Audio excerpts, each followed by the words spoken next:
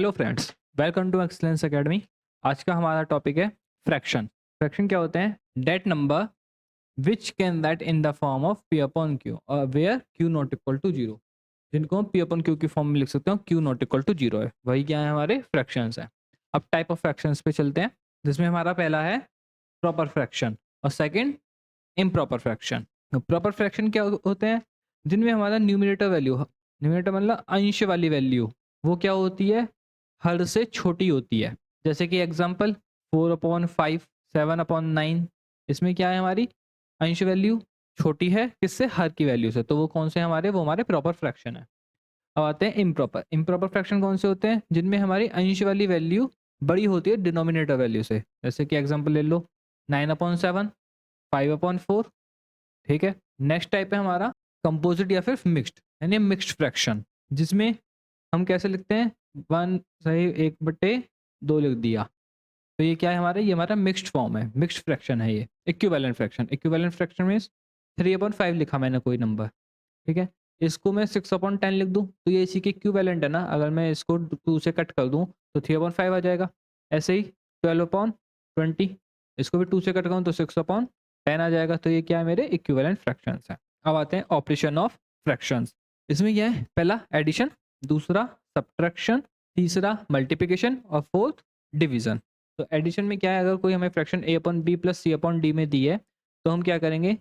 इनका एलसीएम लेंगे B D और फिर A D plus C B, ये ऐसे लिखा जाएगा। सब्ट्रैक्शन में क्या होगा? सब्ट्रैक्शन में सिर्फ माइनस आ जाएगा। मल्टीप्लिकेशन ए अपॉन बी इंटू सी अपॉन डी, तो इसमें क्या होगा? ऊपर की ऊपर मल्टीप्लाई हो जाएगी और नीचे की नीचे वाली डिजिट्स की मल्टीप्लाई हो जाएगी। Division A upon B divide by C upon D, तो इसमें क्या होगा? आपका मल्टीप्लाई का साइन लग जाएगा डिवाइड की जगह, और सी अपॉन डी, जो ये आपका सी अपॉन डी लिखा हुआ है, ये चेंज हो जाएगा आपका किस में? डी अपॉन सी में, और फिर multiply A into D upon B into C. ठीक है, चलिए चलते हैं आगे। अब कुछ क्वेश्चंस करते हैं इससे रिलेटेड। तो फर्स्ट क्वेश्चन है 5/3 प्लस 2/5 प्लस 3/10। तो कैसे करेंगे? सबका क्या ले लेंगे? हम एलसीएम ले लेंगे। तो वो आएगा हमारा कितना? 30। 5 into 10 plus 2 into 6 plus 3 into 3 is equal to कितना आएगा? ये 71/30। ऐड करो तो 71/30। अब चलते हैं नेक्स्ट। ये हमारा कैसा है? मिक्स्ड फ्रैक्शन है। तो देखो मिक्स्ड फ्रैक्शन को ऐड करने के लिए क्या करना है? 5 प्लस 2/3 प्लस 4 प्लस 3/5। मैंने क्या किया? ये 5 इन होल 2/3, हाँ सही, 2/3 को मैंने 5 प्लस 2/3 लिख दिया। देखो हम कैसे तो करते हैं, 5 या 15 प्लस 2 17/3। देखो यहाँ से भी करोगे तो एलसीएम लोगे तो 3 बन जाए, 15 प्लस 2 17, 17/3 हो जाएगा। तो अब आपको क्या करना है? 5 और 4 को तो अलग अलग जोड़ दो, इसको और इसको अलग अलग। 9 प्लस 2/3 प्लस 3/5, इनको आपको अलग अलग ऐड करना है। तो 9 प्लस एलसीएम आ जाएगा हमारा 15, तो 10 प्लस 9, देखो 9 प्लस 19/15, तो 9 प्लस, तो एक सही 4/15 यही आ जाएगा। तो अगर मैं 9 प्लस 1 प्लस 4/15 लिखूं तो कुछ गलत नहीं है? गलत जी। तो इन दोनों क्या करें? 10 सही 4/15, ये हमारा इस क्वेश्चन का आंसर हो जाएगा। ठीक है, चलते हैं ये डिवाइड वाले क्वेश्चन पर। कैसे करेंगे इसको? देखिए 6 प्लस 2/3, डिवाइड का ही साइन लगाना है। 5 और 20 और 4 24, 24/5। तो 6 प्लस 2/3 गुणा कितना आ जाएगा? 5/24 हो गया। कैसे करोगे? अब आप या तो इसकी भी मल्टीप्लाई करके इसे भी खोल ही लो। तो 3 6 18 और 2 20/3 गुणा 5/24। तो किससे जाएगा ये?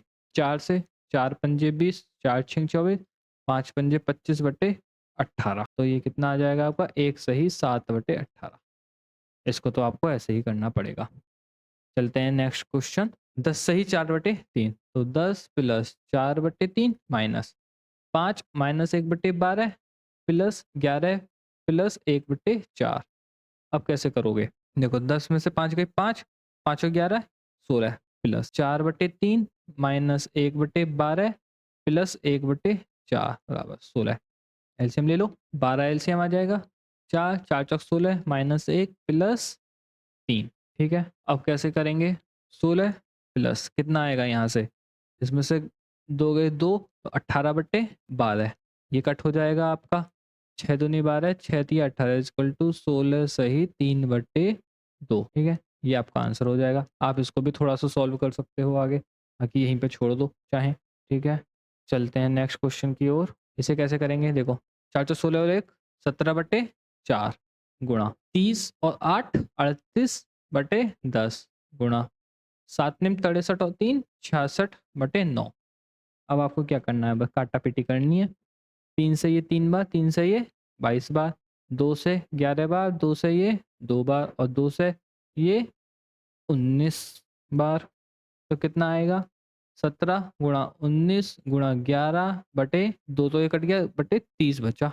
इनकी अब आप मल्टीप्लाई करोगे तो 3553/30 और डिवाइड करके मिक्स फ्रैक्शन में लिखोगे तो 118 सही 13/30 आपका आंसर आ जाएगा।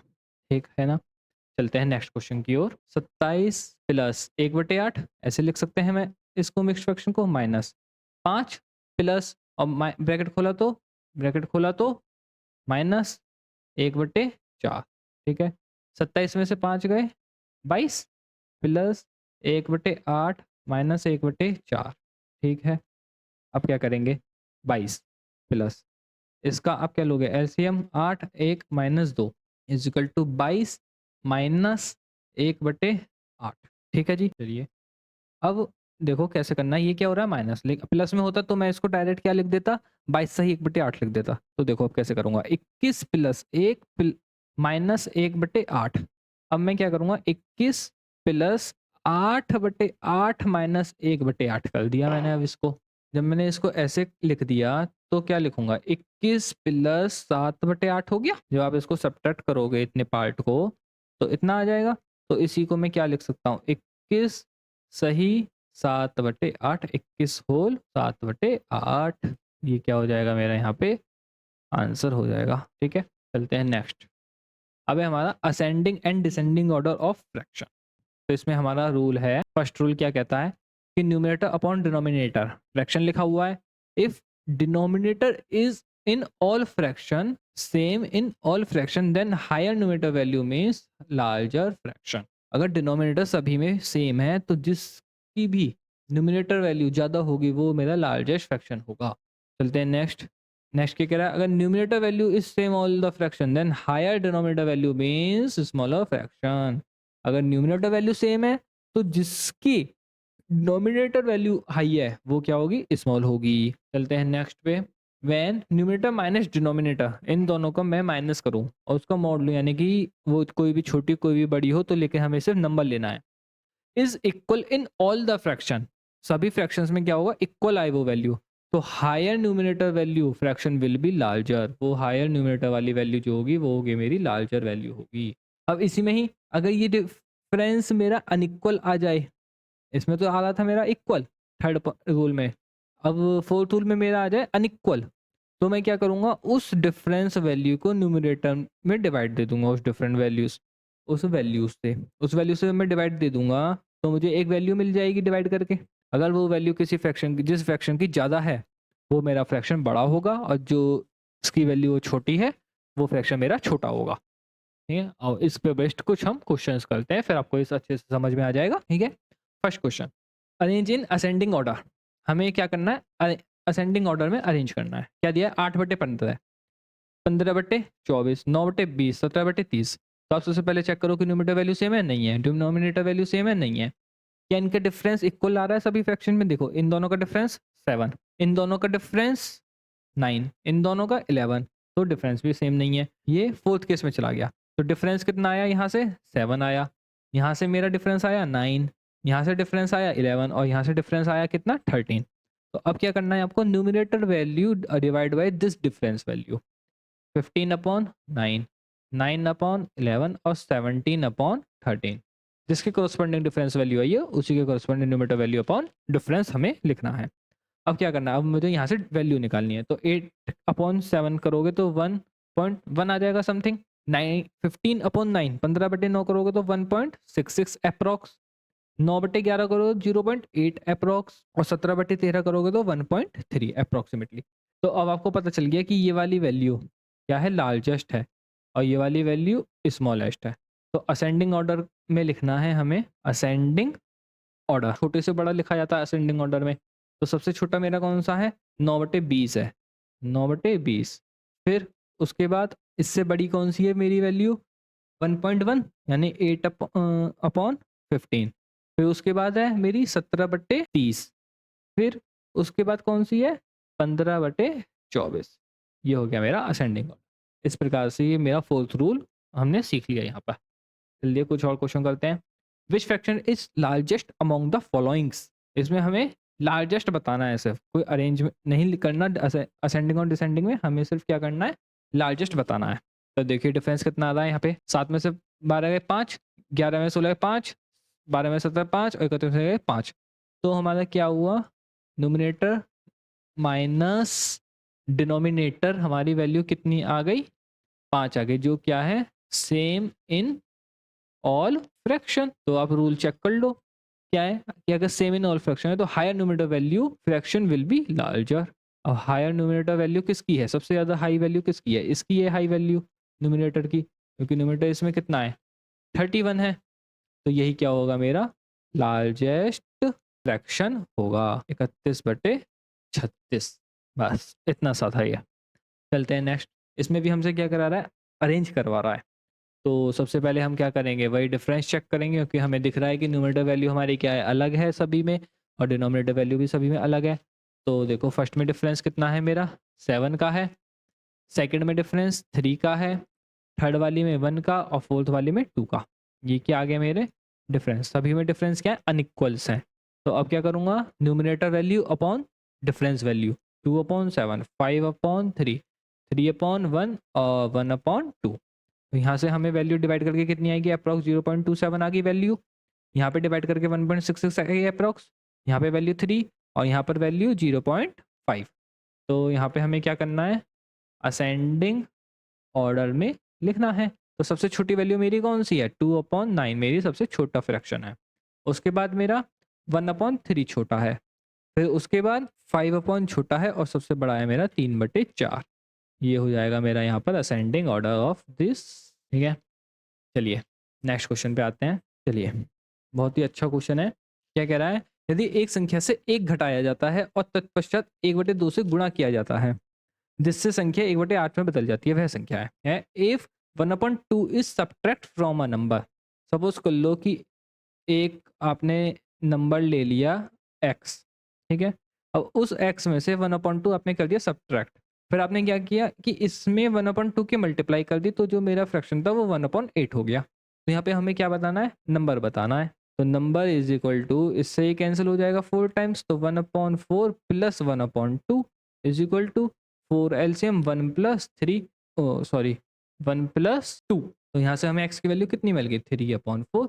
यही मेरा क्या है, इस क्वेश्चन का आंसर है, और यही आ गई मेरी फ्रैक्शन वैल्यू इस क्वेश्चन के लिए।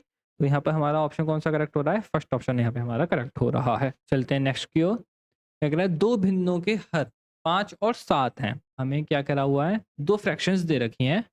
सपोज करो कि एक फ्रैक्शन, दोनों भिन्नों के हल दिए ना हमें। सपोज करो कि एक फ्रैक्शन का न्यूमिनेटर y है जिसका डिनोमिनेटर इतना है, और एक फ्रैक्शन हमारी y है जिसका डिनोमिनेटर हमारा कितना है, 7 है। इन भिन्नों का योग, एडिशन ऑफ दोज फ्रैक्शंस, यानी x/5 plus y/7 is equal to कितना है, 41/35 है। बिल्कुल सही बात है।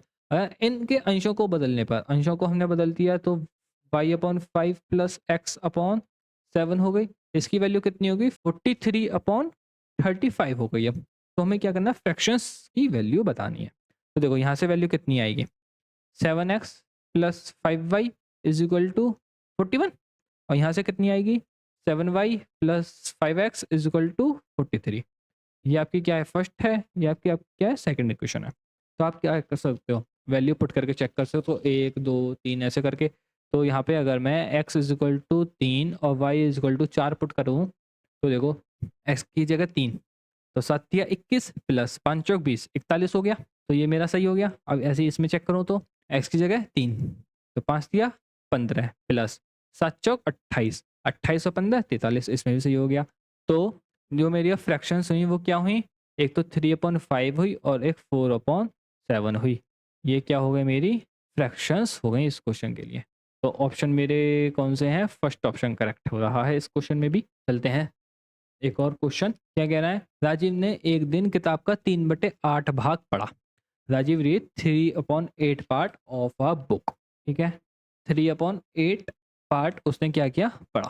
ठीक है, तो क्या शेष किताब का 4/5 भाग दूसरे दिन पढ़ा। तो रेस्ट पार्ट कितना हुआ हमारा इस किताब का, 5/8 हुआ। बिल्कुल सही बात है।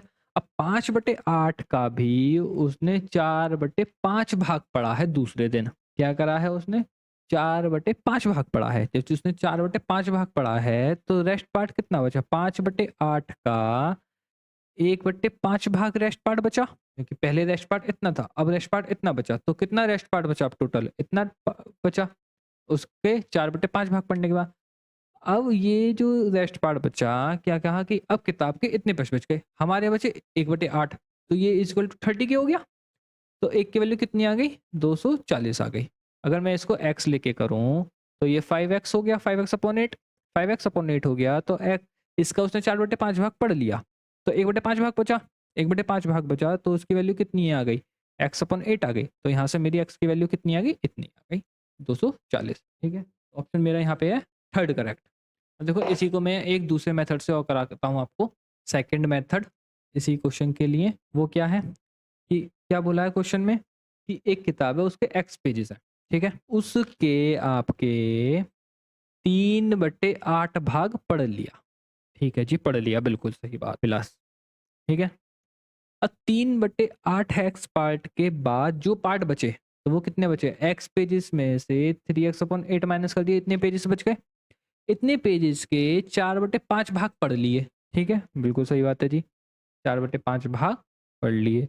तो उसके बाद कितने पेजेस बचे, 30 पेज बच गए। तो उस और इस पूरे को मैंने एक्स से सब्ट्रैक्ट कर दिया। तो अब क्या करना है, यहाँ से आपको एक्स की वैल्यू डिफाइन कर लेनी है।